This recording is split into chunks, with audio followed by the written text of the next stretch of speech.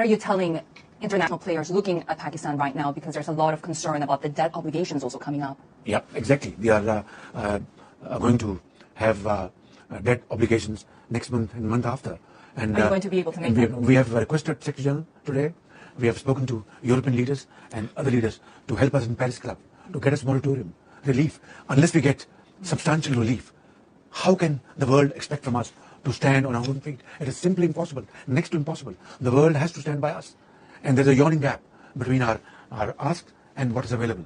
Please, through your cameras, have this yawning gap bridged, and bridged very quickly at lightning speed. Otherwise, time and tide wait for none. Debt swaps, debt suspensions, are those in discussions right now? In the shape of epidemic. It's waiting for us. Please help us in avoiding this disaster. If, God forbid, that happens, then all hell will break. Who's helping you right now? We know that a lot. You have very friendly countries, especially.